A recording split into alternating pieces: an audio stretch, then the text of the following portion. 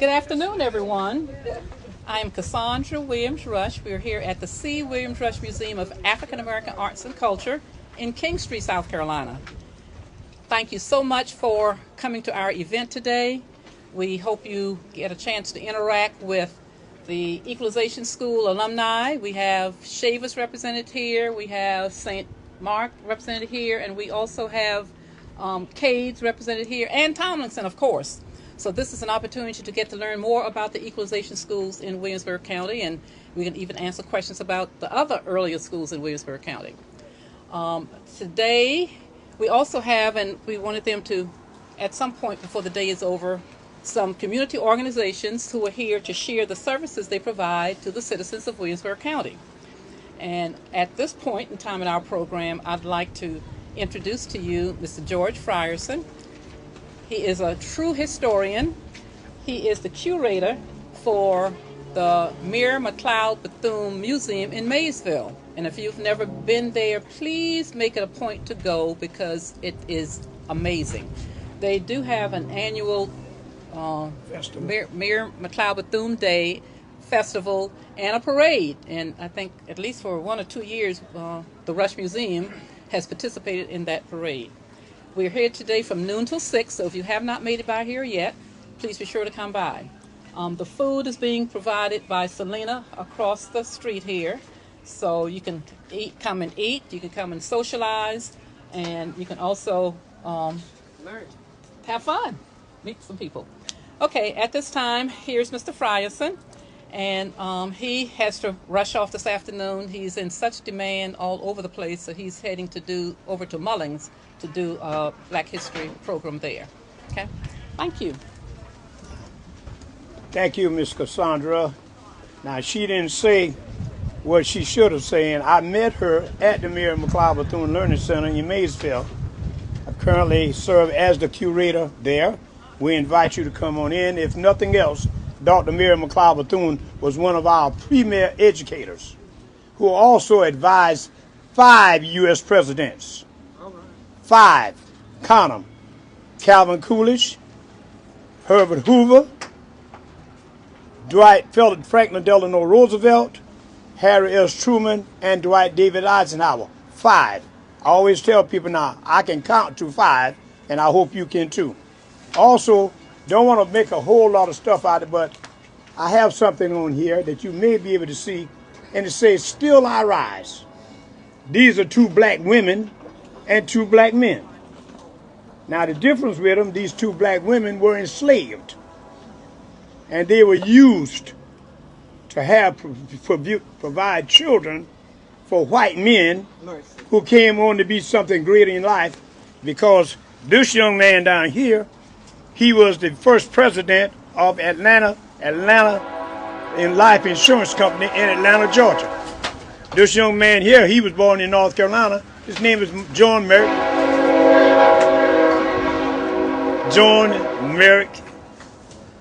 And I can't compete with the train, y'all. I gotta wait until the train stops making its noise so I can make my noise.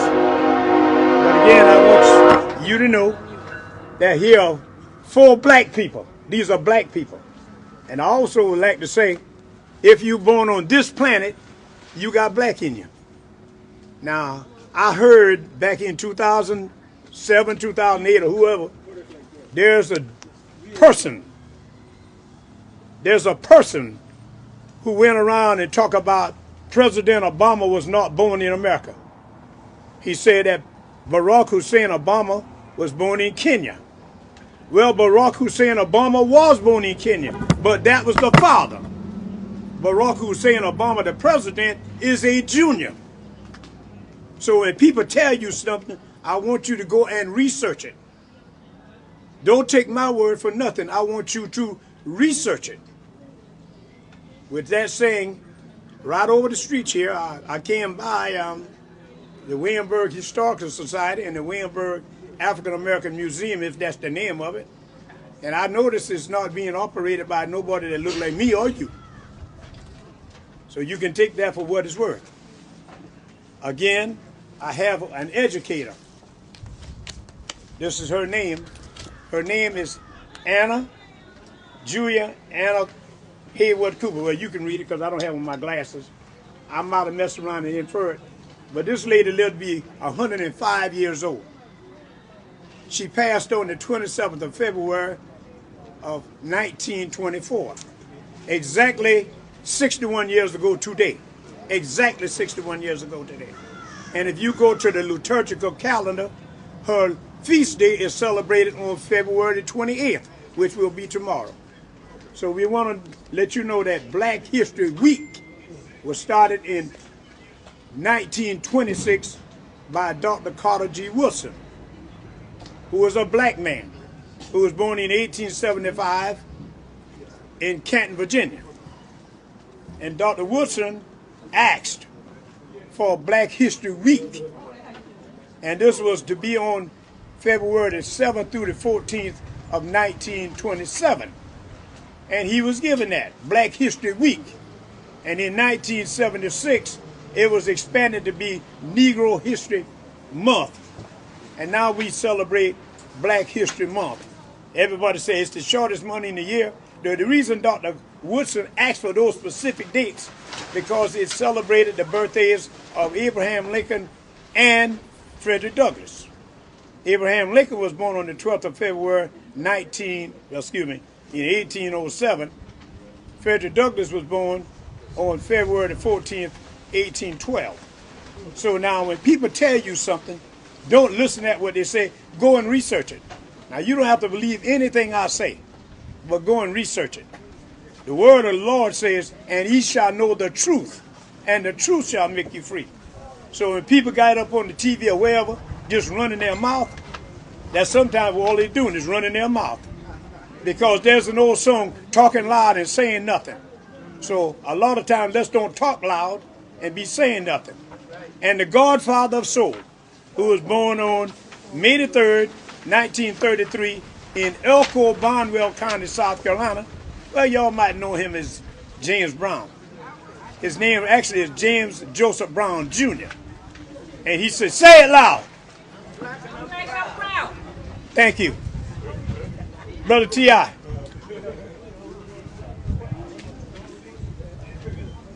I'm finished. I need to get the mothers. Well, thank you so much, Hey, Mr. you know Fyson. you know really you my appreciate sister. that. You know I love you. Yeah, okay. Okay. Appreciate that. Yes, Take ma'am. care. Yes, ma'am. And- I see you got some food over there. Oh, yeah. Yeah, we need to open those and put those out. Well, hey, if you ain't gonna do nothing, give me something to eat. Okay. Oh. The other thing I wanted to mention he reminded me of is the history, the very significant and important history that came from Williamsburg County. And I'm always repeating this no matter who I see. Williamsburg County is the home of 4 HBCU presidents. That's historically black college universities who were born, reared, and educated here. And I don't think there's another town or county in the nation that has that claim to fame. Additionally, Tomlinson, my high school, was founded in 1866 by the Freedmen's Bureau, and Reuben Tomlinson was the superintendent. Tomlinson moved to the site where it is now, over here at 701 Tomlinson Street, in I think about 1923, when the Rosenwald building, the 2-story red brick building, was the one that was built with 25% of the funds from Julius Rosenwald, who was a white Jew, president and CEO of Sears and Roebuck. So Tomlinson is not only a Rosenwald school, an equalization school, and the site of Dr. Martin Luther King's May 8th, 1966 speech, "Let us march on ballot boxes." And I was a senior in high school, and I was there.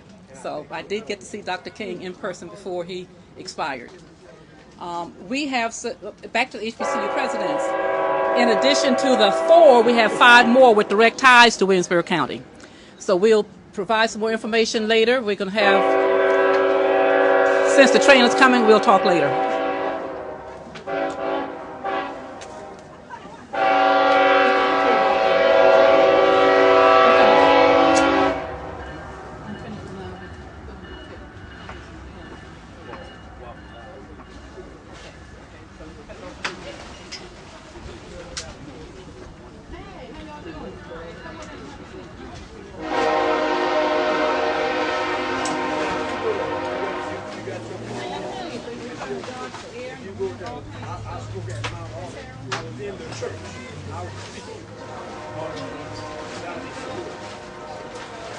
tell people if you want to hear me speak in the church.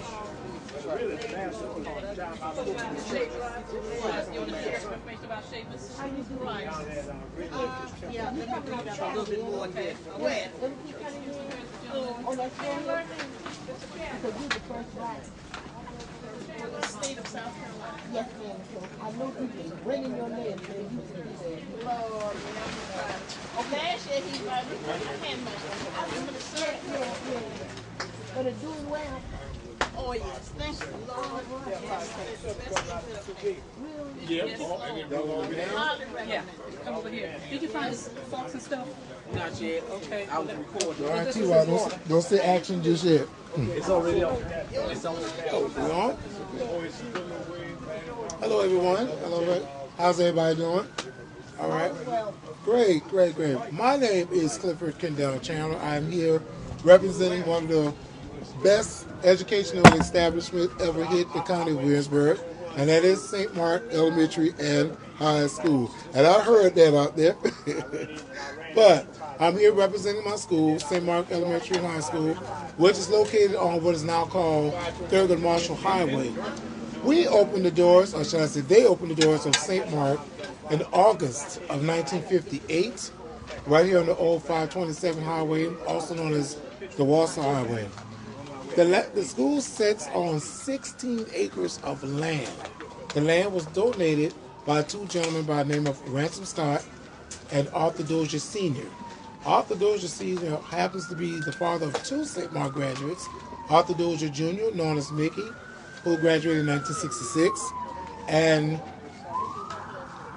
what's his daughter's name? I don't forgot his daughter's name, but her name, she graduated in 1972. Cynthia Dozier. I'm so sorry, Miss Cynthia. Cynthia Dozier, this noise is distracting me, but Cynthia Dozier, who's a valedictorian of 1972. I'm proud to say that I'm an alumni. I went to that school for 9 years, from 1976 to 1985, which is kindergarten through 8th grade for me. But St. Mark was originally a 13-year school. We went from kindergarten to 12th grade. The school as a whole lasted from 1958 to June of 1983. The high school part then closed down, leaving it from daycare to 8th grade. They continued their wonderful school all the way to the closing of the school in 2011. That school produced a whole lot of success, such as college presidents, medical doctors, college professors, school teachers, and business owners. All came out of the great St. Mark. We were known as the mighty, mighty, mighty, mighty Hornets. Even though Cade Sebring was too, same time, same year, but we were the Hornets. We, like I said, we expanded for over 24 graduating classes, and we expanded for rather 40 years of school services. I'm so proud to say that I am an alumni of St. Mark School, and I'm glad to be here. I do thank Ms. Cassandra for having me, and everybody have a wonderful day.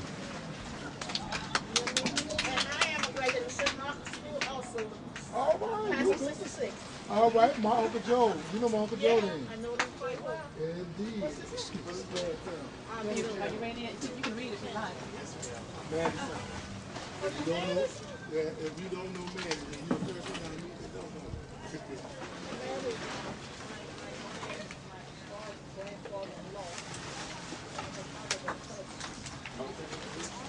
You said you were Chandler.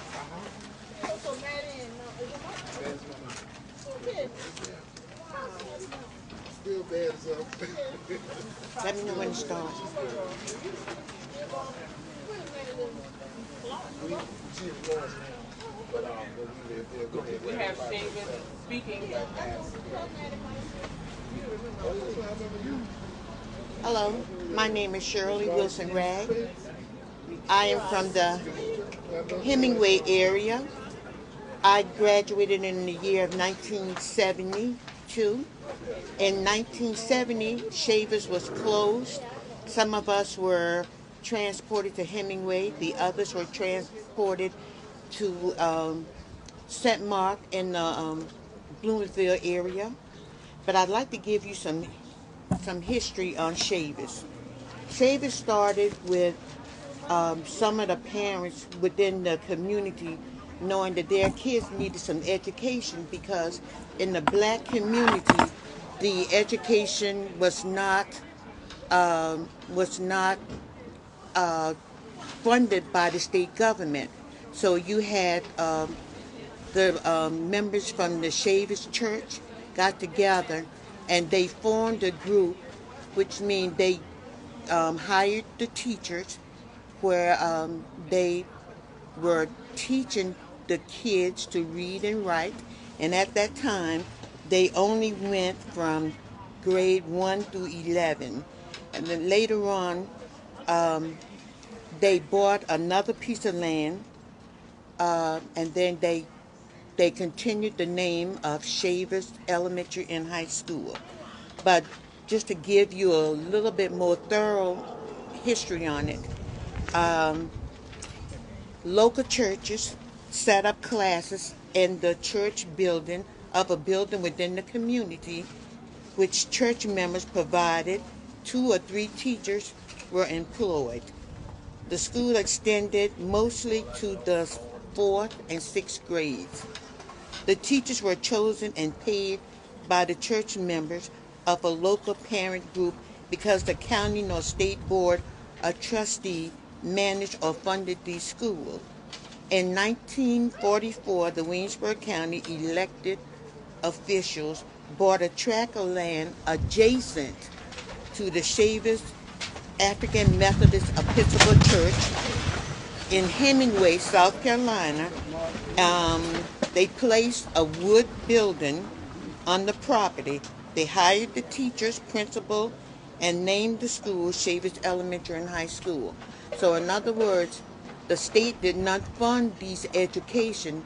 The education for the Chavis students were actually funded by the Chavis School.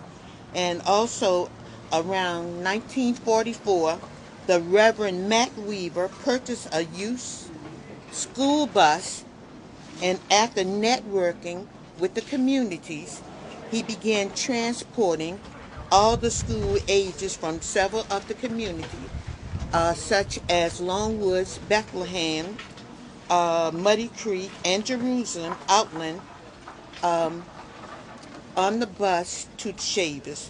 And sometimes the school bus would have as many as 65 to 7 students.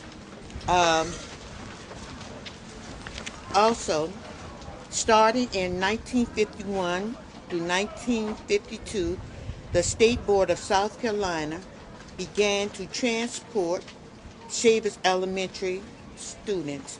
And by the year of 1954, there were 9 state-owned buses with student drivers. The increase in transportation brought the progress of the student-teacher school system.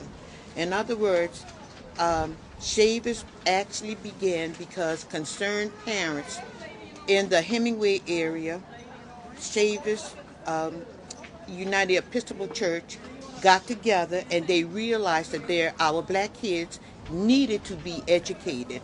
So they formed a group and they paid they paid the teachers to teach the kids. And thank God for Chavis School. And that is a wonderful part of Chavis history. And we have much to thank the Chavis Church for. Thank you. Oh, you want me now? Yeah. Okay. Hey.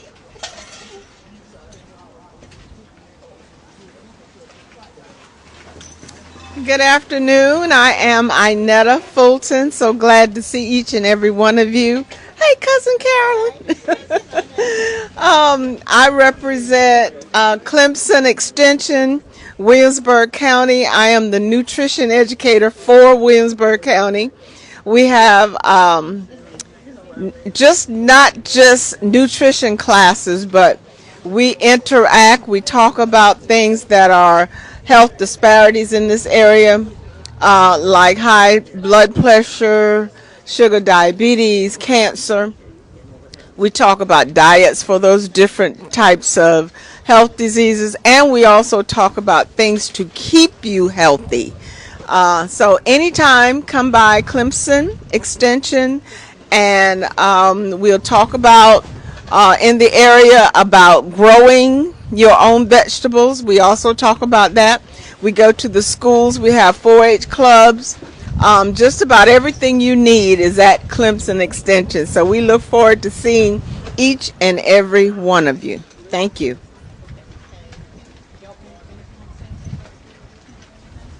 Anybody else? Turquoise, you want to speak to, please?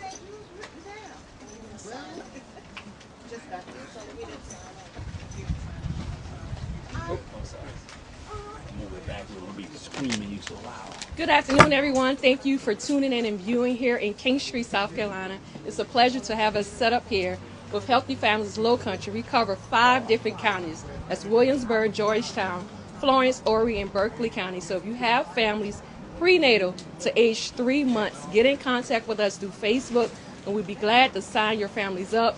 We have diapers, wipe, and other incentives that family can take advantage of. So we would love to work with you and your families. Again, that's 5 counties. Come out. They'll be here till 6 o'clock. We're set up here along with other vendors. And again, this is just a day for us to see what has started way before my time, but we appreciate those that take an opportunity to recognize our Black history. Remember, it's our Black history. Stay tuned. Remind them how to go on your Facebook page. You can follow me on my Facebook page, Turquoise Rouse or TR Development. Remember, broadcasting results with Rouse as well. If you want to take a seat at the table, contact me. Thank you. This right here. That right there on this corner. Yeah. I'll take that one, whatever I'm looking at. And give me 2 of those cylinders.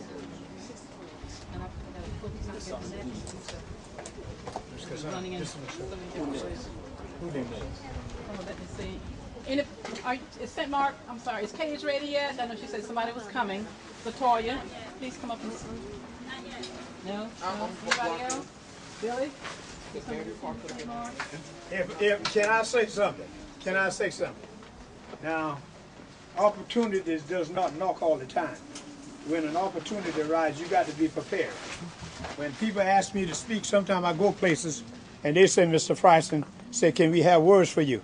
Now, I didn't come prepared to speak, but I got to speak because I am who I am, right? And I'm always a historian, always. Just like my son is my pastor. He's a preacher.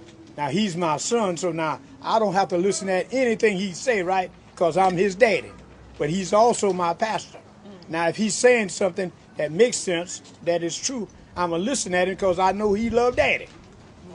So when your elders talk, listen. When your people talking that makes sense, listen. Thank you.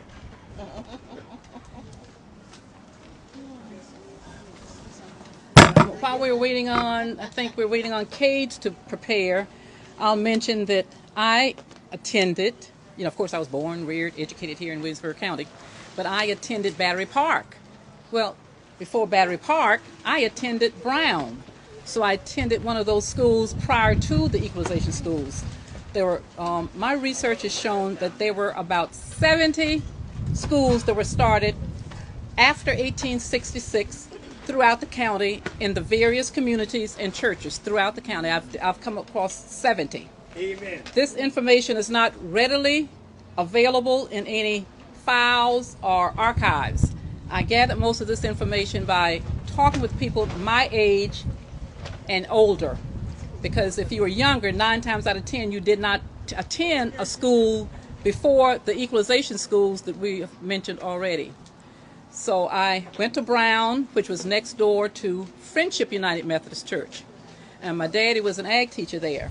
So when Battery Park opened, he moved to Battery Park and I went with him, and I was in the 2nd grade.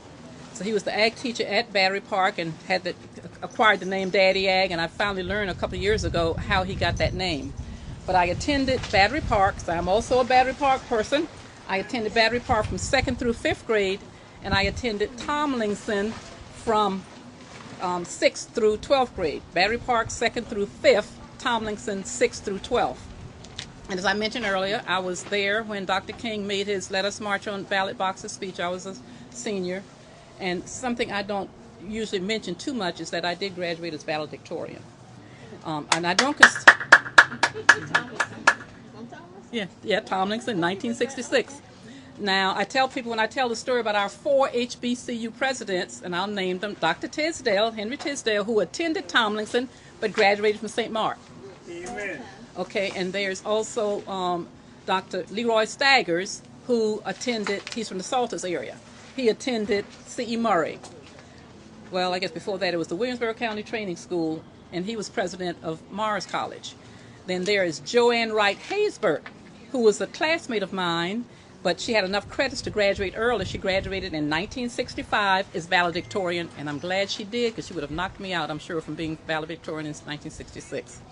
But she worked at Hampton Institute University as one of the vice presidents for years. And then she went on to become president of Langston University in Oklahoma. And our 4th HBCU president is our most recent one. And I have to publish some information on him, and that's Marcus Burgess. Everybody know Mac Burgess and the Burgess men around town. I think Kobe is principal of McDonald School in Georgetown, McDonald, I think it is, in Georgetown. So Marcus took that position supposedly without pay. The school was in dire financial need from some previous administrations, so he took that position as interim president of Livingston University in Raleigh. I think it's Livingston University in Raleigh. So those are our 4 HBCU presidents that were born, reared, and educated here in Williamsburg County. Now there are 5 more presidents with direct ties, and I can't remember all of them, but the 5th one, Dr. Tisdale mentioned to me several months ago about this person. But there was a lady, I don't remember her name, who was president of Savannah State. Her husband is from the Shaw. The current president of South Carolina State, Colonel Alexander Conyers, is from Clarendon County, and he also has ties to Williamsburg County. Well, that's 6 then. This is the current president of South Carolina That's State. His name is Oh. Alexander Conyers. Okay. There was Dr. Cooper. When you said that, reminded me. Dr. Cooper was president of SC State before Dr. Homeboy. The name just Who's our other homeboy president? Franklin Evans. Franklin Evans. Yeah, I'm sorry, because Trace were related to him as well. But yeah, Franklin Evans took over after Dr. Cooper. But Dr. Cooper was married to a Cooper from Williamsburg County. That's that connection. He was married to a Shaw, not a Cooper. She was a Shaw before marriage. Okay, because I don't know, somewhere I thought if she was a Cooper and she married a Cooper and had the same last name. Okay, and Reverend Dr. Cooper got the appointment from President Obama to be over the HBCU initiative. And unfortunately, he passed away when he was serving in that capacity, and I'm not sure exactly who it was that President Obama appointed after that. So we are rich in history here in Williamsburg County, and we appreciate our African American history. And as you know, it is our responsibility to share this information and ensure. Someone said, well, no, not necessarily the parents, but the grandparents. It is our responsibility to ensure that our grands, our children, to begin with, and our grands and great-grands have this information. There's too much rich history here for us not to share it, and for these young people to be exposed to it and be aware of it. Thank you. Y'all want to say anything? Hello.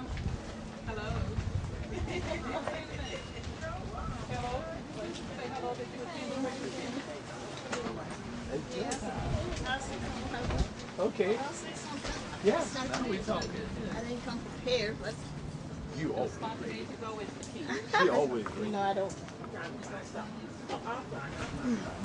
Am I speaking You to good? You good? Hi, everyone.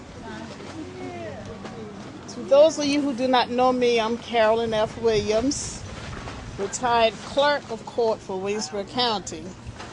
Before I get into that, I'd just like to address something about my family and their ties to colleges.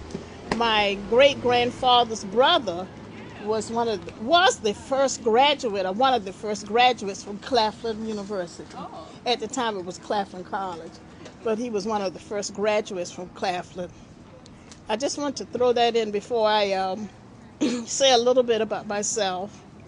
As I said previously, I'm Carolyn F. Williams, the retired clerk of court for Williamsburg County. I served the county for almost 40 years, 39 and a half years. Of those years, I served as clerk of court for 18 years. And I was the very first black clerk of court for the state of South Carolina. And I must say this, I relocated back to home in 1973. I lived in New York prior to that. When I came, I had no idea about being involved in politics. But I owe it to the late B.J. Gordon and Matthew Gardner. They came and said that they had a problem with getting blacks employed in certain positions. And at that time, they was during the integration period. They were looking for someone to go to the courthouse to work in the courthouse. So, to me, coming from New York, that wasn't no big thing to me. Going to an environment or a place where there were whites. So I accepted it and I went.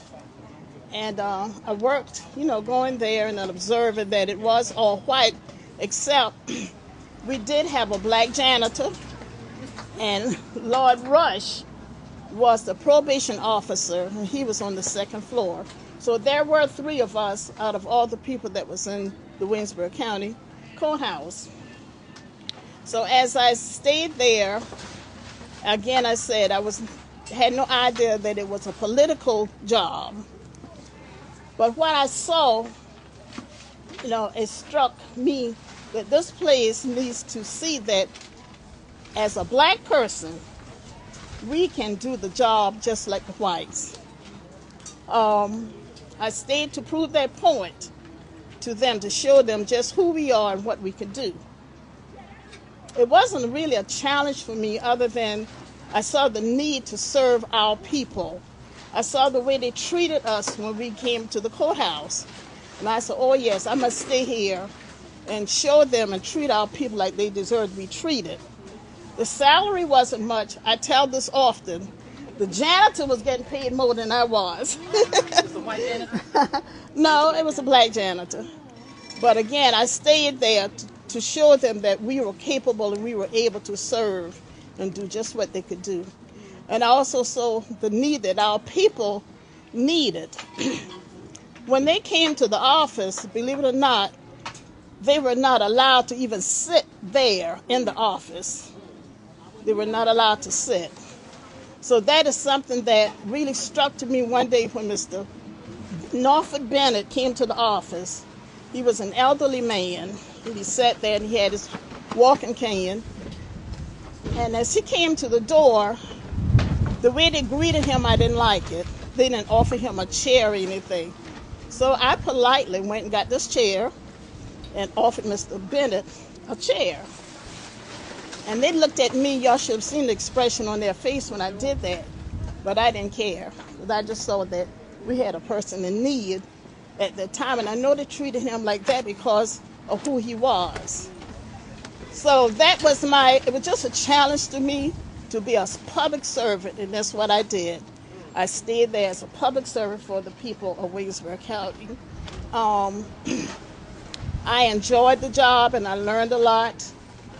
And I have a lot of stories I could tell, but it was an experience, but it's one that I will cherish for the rest of my life.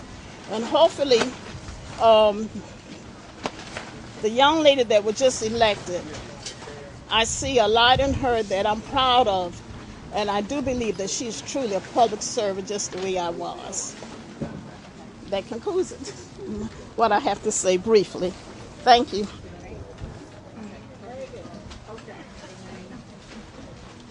Good afternoon, everyone. Okay.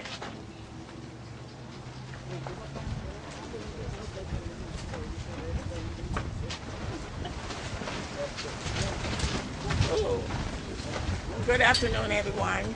My name is Dolores Morris Wilson, and I'm a graduate of Thomason High School in 1968. But I did go to Battery Park School in 1966-67. And the reason I left I went to integrated school down here in 1966, 67. But we got spit on, and I left King Street High over there and went to Battery Park School for 1 year. Then I came back and graduated from Thomason High School in 1968. And it was a joy to go and meet some people and just like that. But I try to tell everybody that, it was rough going to school over there. We couldn't even ride on the bus. But, when we rode on the bus, they assigned us a seat. One day, I told all our blacks, I said, yo, let's sit on a seat. The whites stood up rather than sit on the seat with us. And then they called us in the office and they assigned us a seat to sit on beside, because they didn't want us sitting beside the white kids. And then after that, and so I left here. Well, after I graduated from Thomason, I left because I didn't want to work at the factory or anything like that. So I went to New York City and I started, because they wanted the blacks in the bank too. So I was the first. I started in 1968 at Chemical Bank in New York 68. And so I took my training downtown at Wall Street. So when I came back here in 75, 76, I started working at the Exchange Bank of King Street. And I was the first black in the loan department. But Doris Wilson was the first she was a teller. After I came, that she was the first. Doris was the teller. And but then when I went into the loan department, Mr. Moore, Charles Moore was the one who wanted me to work in the loan department with them. And I worked at the Exchange Bank 34 years. But it was so rough to see that a black person couldn't even cash a check without, and if you want to get a loan, you got to have to put your land up or even get somebody co-sign. It hurt me to see the blacks could not even get a $300 loan without having a co-sign. It was just so sad. And they lost a lot of their land. They lost a lot of their land because they wouldn't even pay their bill. And it was a joy just to help them. They would call me day and night. D, would you please help me get a loan? Help me cash a check. I wasn't going to charge those people to cash a check when the white man had all that money in that bank. No, I ain't going to charge them. And, so I helped as much as I could. And I did. I remember Carol, I was over at the bank, and Carol, she was working over there with Winnie B. Jones, but then she became whatever, and clerk of court, I'm sorry. But it was just a joy to help people. And like they say, well, I know you from somewhere. Yeah, they say, well, I know you from the bank. But it was just a joy to work with everybody. It was. But like I said, Dolores Morris Wilson, but working at the Exchange Bank, but now with his First Citizen. Thank you very much.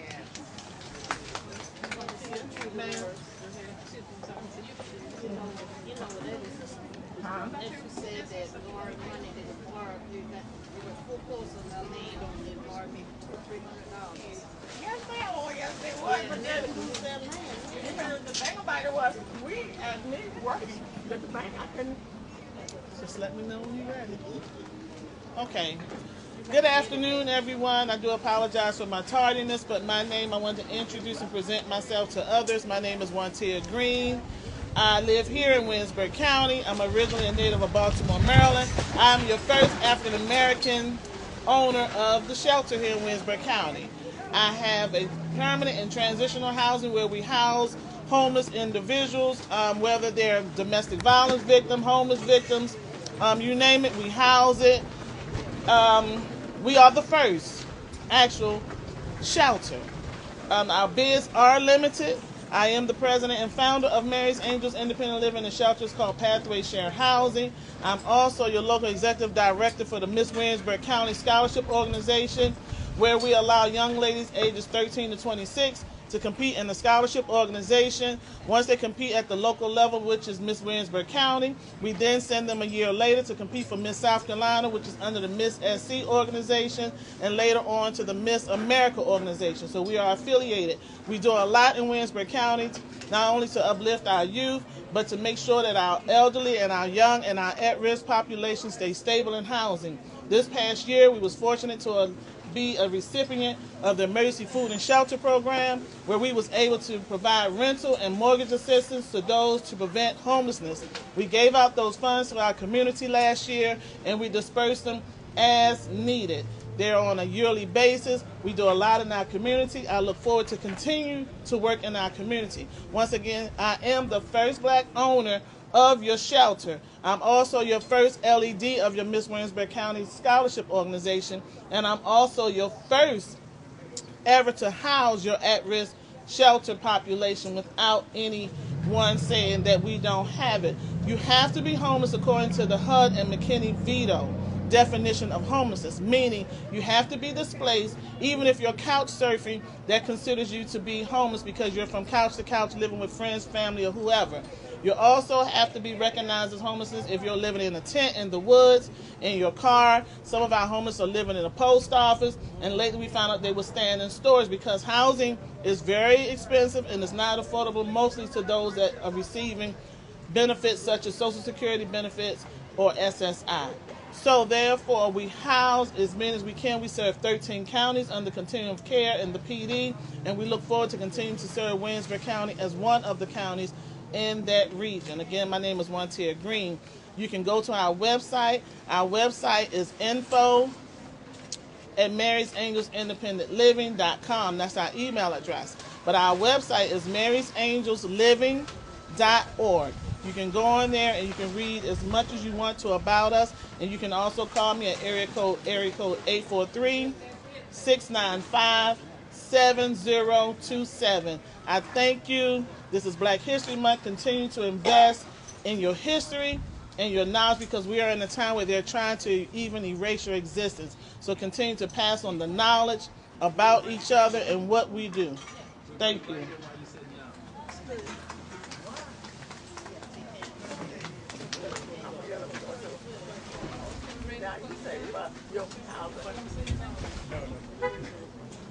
How many waters we need? 2?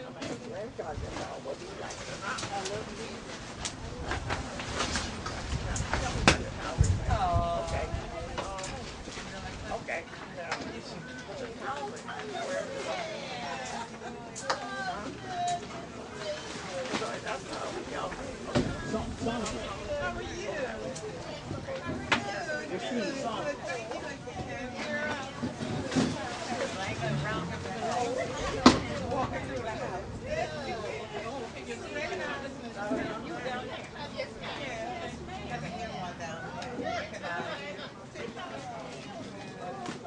You want to say anything? Let me know when you're ready. Let me know again, okay? Sure. Wanted to thank all of you for participating in our program today, for sharing your experiences, either about your businesses, things you're doing within the community, and the schools you attended. This is some very significant history, and I appreciate your sharing it with us. We need, like my old saying is, if it's not documented, it never happened. So thank you so much. And we still have people coming in, so we'll be here until 6, so please feel free to stop in to see us and to talk to those here. You might be surprised who you find when you get here. There's some friends or some people you may not have seen in a while. Thank you so much. This is the C. Williams Rush Museum of African American Arts and Culture in King Street. We're located at 200 Hampton Avenue, King Street. We have been here since 2010, so we are the first and main and only African American museum in King Street in Williamsburg County, founded by African Americans. My mantra is, no one can tell my story but me. I was the one that lived those experiences. I was the one that was involved in the civil rights movement here in King Street as a teenager. So with that, thank you so much. Our next big event planned is the festival, Juneteenth, which is June 19th, which is a Thursday. So please look forward to coming and joining us for that event. Thank you so much.